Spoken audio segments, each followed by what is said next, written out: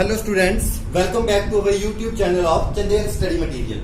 जैसे कि आपको पता है कि हमने क्लास 11 की बायोलॉजी की लेक्चर सीरीज को स्टार्ट किया था और क्लास 11 की बायोलॉजी की लेक्चर सीरीज में हम अपने चैप्टर फर्स्ट जो हमारा लिविंग वर्क था उसको कंप्लीट कर चुके थे। अब हम अपने बायोलॉजी के चैप्टर सेकंड जो हमारा कौन सा है, दैट इज बायोलॉजिकल क्लासिफिकेशन, उसको कंप्लीट करने की कोशिश करेंगे और आज की लेक्चर सीरीज में हम इसके इंट्रोडक्शन के बारे में बात करेंगे। ऐसे हम देख रहे हैं कि इस चैप्टर का नाम क्या है, बायोलॉजिकल क्लासिफिकेशन। इसका मतलब है कि इस चैप्टर में क्या किया गया होगा, इस चैप्टर में ऑर्गेनिजम्स को डिवाइड किया गया होगा दो ग्रुप्स में। मतलब दो ग्रुप्स जो हमने फर्स्ट चैप्टर में पढ़े, लिविंग और नॉन लिविंग, वो तो हमें पता है। पर यहाँ पे हम देखेंगे कि जो एक ग्रुप है लिविंग का, उस लिविंग के ग्रुप में जो ऑर्गेनिजम्स आते हैं उनको फर्दर कितनी कैटेगरीज में डिवाइड किया गया है और किस किस के द्वारा किया गया है। तो सबसे पहले यहाँ पे नाम लिखा है एरिस्टोटल, जो आपको पता होना चाहिए, जिसको क्या बोला जाता है, which is known as the father of biology. Aristotle को बायोलॉजी का फादर बोला जाता है और इन्होंने डिवाइड किया था ऑर्गेनिजम्स को दो किंगडम में। अब जो दो किंगडम थे वो कौन कौन से थे, एक था plants and other one is the animals.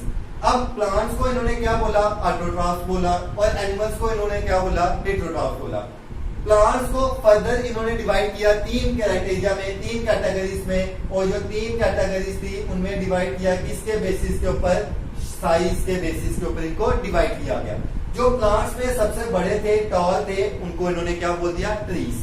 जो उनसे छोटे थे, स्मॉल थे, उनको इन्होंने क्या बोल दिया, श्रब्स। और जो सबसे छोटे थे उनको इन्होंने क्या बोल दिया, हर्ब्स। तो इस तरह से एरिस्टोटल ने क्या किया था, इन ऑर्गेनिजम्स को तीन क्राइटेरिया में डिवाइड कर दिया था प्लांट्स को। उसके बाद एनिमल्स, जिनको हम हेटेरोट्रॉफ्स बोलते हैं, इनको दो कैटेगरीज में डिवाइड किया था, एक विदाउट रेड ब्लड वाले और दूसरे कौन थे, विद रेड ब्लड जैसे ह्यूमन बींग्स और विदाउट रेड ब्लड जैसे इंसेक्ट्स वगैरह। उसके बाद जो फर्दर क्लासिफिकेशन आई वो कार्ल लाइनियस के द्वारा की गई, उन्होंने भी टू किंगडम क्लासिफिकेशन में दी थी। और इनके भी जो दो किंगडम थे वो एक प्लांटे था और दूसरा किंगडम जो था वो कौन सा था, एनिमिलिया था। अब इन्होंने यहाँ पे एक क्वेश्चन रखा कि where to place Euglena. Euglena एक ऑर्गेनिज्म है जो मिक्सोट्रॉपिक न्यूट्रिशन को शो करता है। मतलब यूग्लिना एक ऐसा ऑर्गेनिज्म है जिसके पास आधे कैरेक्टर प्लांट्स के हैं, जिसके पास इंपॉर्टेंट पॉइंट क्या है कि आधे कैरेक्टर प्लांट्स के हैं। जैसे वो क्या शो करता है, फोटोसिंथेसिस। और कुछ कैरेक्टर्स ऐसे जैसे एनिमल्स के होते हैं, जैसे एनिमल्स के पास सेल वॉल नहीं है। तो ये इसका ड्रॉबैक था टू किंगडम क्लासिफिकेशन का। फर्दर सेकंड पॉइंट जो ऐड करता है कि फंगी को कहां पे रखे भाई, फंगी क्या है, सेप्रोफाइट है, ना वो प्लांट्स में आती है ना वो एनिमल्स में आती है। प्लांट्स खुद खाना बनाते हैं, एनिमल्स किसी के ऊपर डिपेंड करते हैं, पर ये तो डेड एंड डिकेइंग के ऊपर डिपेंड कर रही है। तो क्वेश्चन ये आ गया कि इसको कौन से ग्रुप में रखा जाए। उसके बाद हमारे थर्ड साइंटिस्ट जो आए वो अर्नेस्ट हैकेल थे, जिन्होंने थ्री किंगडम क्लासिफिकेशन दी। प्लांट्स और एनिमल्स तो पहले से ही आगे, तो तीसरा किंगडम इन्होंने निकाला, वो इन्होंने कौन सा निकाल दिया, प्रोटिस्टा निकाल दिया। यहाँ पे इन्होंने कौन से ऑर्गेनिजम्स को डाला, यूनिसेलर। पर क्वेश्चन सेम वहां पे भी रहा कि no specific place for fungi. भाई फंगी को रखें तो कहां पे रखें, सैप्रोफाइट को कौन से ग्रुप में डालें, जो डेड एंड डिकेइंग के ऊपर फीड करते हैं। उसके बाद हम नेक्स्ट क्लासिफिकेशन के ऊपर चले तो जो हमारी नेक्स्ट क्लासिफिकेशन आती है वो पोपलैंड के द्वारा दी गई थी, और वो क्लासिफिकेशन का नाम क्या है, that is the four kingdom classification. अब फोर किंगडम में दो नई क्लासिफिकेशन आई, तीन तो आप देख रहे हो वही हो, प्लांटे, एनिमिलिया एंड प्रोटिस्टा। और ये फोर्थ निकल के आई वो कौन सी थी, Monera. This is the important one, question पूछ सकते हैं कि बताओ मोनीरा कौन सी किंगडम में आई थी और किस साइंटिस्ट के द्वारा, पोपलैंड ने डिस्कवर किया था। और ये सारे कहां से बन के आ रहे हैं, प्लांटे से बन के आए हैं। मोनीरा में जो ऑर्गेनिजम्स थे वो प्रोकैरियोट्स थे। You are well familiar with the term prokaryotes and eukaryotes. Prokaryotes कौन से होते हैं, जिनमें न्यूक्लियस वेल डेवलप नहीं होता है, यूकैरियोट्स जिनमें न्यूक्लियस वेल डेवलप्ड होता है। एक क्वेश्चन आपका प्रोटिस्टा से भी बनता है। जो क्वेश्चन आपका प्रोटिस्टा से बनता है वो आपका ये क्वेश्चन बनता है कि ये जो यूनिसेलर और यूकैरियोट्स ऑर्गेनिजम्स आते हैं, जैसे हम मोनीरा की बात करें तो मोनीरा में क्या आएगा आपका, मोनीरा में आप क्या आएंगे, यूनिसेलुलर प्रोकैरियोट्स। तो ये तो हो गया कि यूनिसेलुलर प्रोकैरियोट्स है। और प्रोटिस्टा में यूनिसेलुलर यूकैरियोट्स है। तो ऐसा क्वेश्चन पूछ सकते हैं एक ऐसे किंगडम के बारे में बताओ जिसमें यूनिसेलुलर और यूकैरियोट्स ऑर्गेनिजम्स आते होंगे, तो वो कौन सा है? प्रोटिस्टा। तो इस तरह से 4 किंगडम क्लासिफिकेशन आई और उससे भी बेटर एक्सेप्टेड जो अभी तक चल रही है वो हमारी कौन सी है? आर.एच. विटेकर के द्वारा दी गई क्लासिफिकेशन है जो हमारी कौन सी है? 5 किंगडम क्लासिफिकेशन है। अगर हम 5 किंगडम क्लासिफिकेशन की बात करें तो 4 किंगडम तो वही आगे, प्लांटे, एनविलिया, प्रोटिस्टा और मोनीरा ऊपर से ही। अब इसको एक्सेप्टेड क्यों बोला गया कि जिस बात की हमें कब से टेंशन चल रही थी कि बताओ भाई फंगी को कहां पे रखना है, तो इसने फंगी को एक अलग रूप दे दिया, उसका नाम भी फंगी रखा और उसमें सैप्रोफाइट्स ऑर्गेनिजम्स को प्लेस कर दिया। अब अगर हम नेक्स्ट क्लासिफिकेशन के ऊपर चलें तो जो हमारी नेक्स्ट क्लासिफिकेशन आ रही है वो हमारी कौन सी क्लासिफिकेशन आ रही है? That is a 6 kingdom classification. और 6 किंगडम क्लासिफिकेशन को किसके द्वारा दी गई है? साइंटिस्ट का नाम क्या है? कार्ल रूस। इसने क्या किया? 5 किंगडम तो वही आगे भाई ऊपर वाले, मोनीरा वहीं से आया, प्रोटिस्टा, फंगी, प्लांटे, एनविलिया ये तो वहीं से आया, पर इसने क्या किया?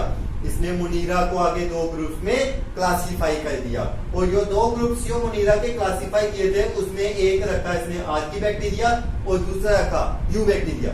फायदा जब हम इस चैप्टर में मोनीरा की बात करेंगे तो हम इन दोनों को डिस्कस करेंगे, आर्की और यू बैक्टीरिया के बारे में। पर यहाँ पे हम इनकी थोड़ी सी नॉलेज के लिए याद रखते हैं कि जो यू बैक्टीरिया होते हैं उनको बोलते हैं प्रेजेंट डे या एडवांस्ड बैक्टीरिया, और जो आर्की बैक्टीरिया है वो है ओल्ड बैक्टीरिया, पुराने टाइम के बैक्टीरिया। और ये जो पुराने टाइम के बैक्टीरिया ये हर एक कंडीशन में सर्वाइव कर सकते हैं, चाहे जितनी मर्जी गर्मी होगी, चाहे जितनी मर्जी सर्दी होगी, ये अपने आप को इस इन्वायरमेंट में सर्वाइव कर सकते हैं। तो इसके बेसिस पे जो क्लासिफिकेशन थी उसको 2 टाइप्स में डिवाइड किया गया।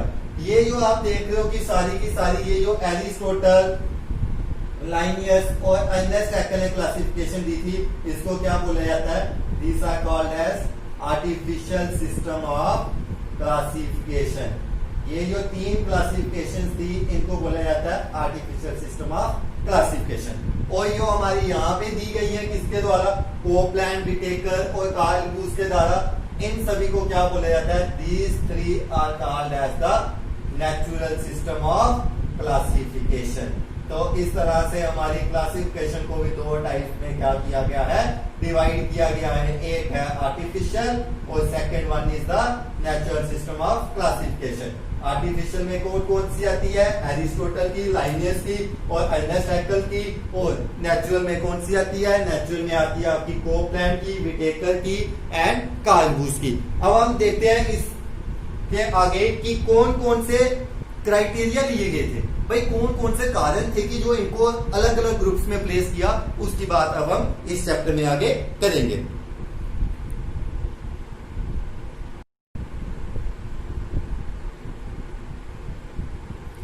फर्दर अगर हम इस चैप्टर में आगे प्रोसीड करें कि जैसे कि हमने देखा कार्ल रूस ने हमें लास्ट किंगडम के बारे में, 6 किंगडम के बारे में बताया था और वहां पे मोनीरा को 2 टाइप्स में डिवाइड किया गया था। एक जो टाइप थी वो हमारी कौन सी थी? आर्की बैक्टीरिया थी और जो दूसरी टाइप थी वो कौन सी थी?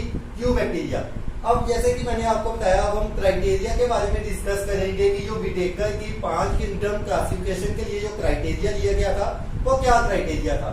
तो अब हम बात करेंगे criteria for Whittaker's 5 kingdom classification कि विटेकर की जो 5 किंगडम थी उसकी क्लासिफिकेशन का क्राइटेरिया क्या बेस था, किसके बेसिस पे उसने जो ऑर्गेनिजम्स थे उनको 5 किंगडम में डिवाइड कर दिया। तो सबसे पहली टाइप कौन सी थी? Cell type. सेल के टाइप को देखा गया कि सेल यूनिसेलुलर है या मल्टीसेलुलर। सेल वॉल को देखा गया कि सेल वॉल किससे बनी हुई है, जैसे एनिमल्स में एब्सेंट होता है, प्लांट्स में प्रेजेंट होता है, किस किस से? प्लांट्स में सेलुलोज से बनी होती है। थर्ड, प्रेजेंस और एब्सेंस ऑफ न्यूक्लियस। न्यूक्लियस में प्रेजेंट है या एब्सेंट है, ठीक है। उसके बाद फोर्थ, ऑर्गेनाइजेशन के बेसिस पे उनको देखा गया था। तो सबसे पहले लिया कॉम्प्लेक्सिटी ऑफ द सेल। तो सेल की कॉम्प्लेक्सिटी के बेसिस पे ऑर्गेनिजम्स को 2 टाइप में डिवाइड किया गया था। एक टाइप थी प्रोकैरियोटिक सेल की और दूसरी टाइप किसकी थी? हमारी यूकैरियोटिक सेल की। इस तरह से उनको 2 टाइप में डिवाइड किया गया था। एक जो फर्स्ट टाइप थी उसको बोलते हैं prokaryotic cell and second one is the eukaryotic cell. Second है कॉम्प्लेक्सिटी ऑफ ऑर्गेनिज्म। अब सेल के बेसिस पे 2 टाइप में और ऑर्गेनिजम्स के बेसिस पे 2 टाइप में, further unicellular and multicellular.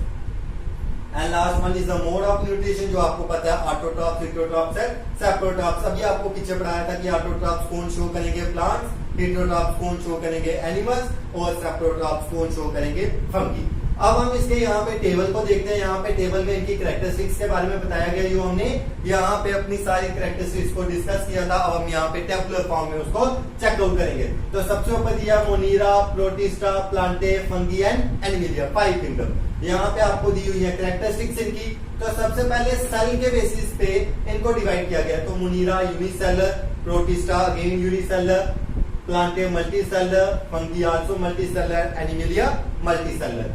Nucleus Monera में एब्सेंट होता है, प्रोटिस्टा में प्रेजेंट होता है, प्लांटे, फंगी और एनिमिलिया सभी में क्या होगा, प्रेजेंट होगा। ऑर्गेनेलिस की बात करें, सेल ऑर्गेनेलिस की, मोनीरा में एब्सेंट है, बाकी चारों में क्या होंगी, प्रेजेंट होंगी। सेल वॉल की बात करें तो ये क्वेश्चन इंपॉर्टेंट बन सकता है, मोनीरा में सेल वॉल प्रेजेंट होती है? यस, एब्सोल्युटली प्रेजेंट होती है। और किससे बनी होती है? It is made up of peptidoglycan से मोनीरा की सेल वॉल बनी होती है। प्रोटिस्टा में भी सेल वॉल प्रेजेंट होती है। प्लांटे में सेलुलोजिक सेल वॉल सेलुलोज से बनी होती है। फंगी में काइटिन में। Again important question, the cell wall of fungi is made up of chitin. और एनिमिलिया में क्या होती है, एब्सेंट होती है।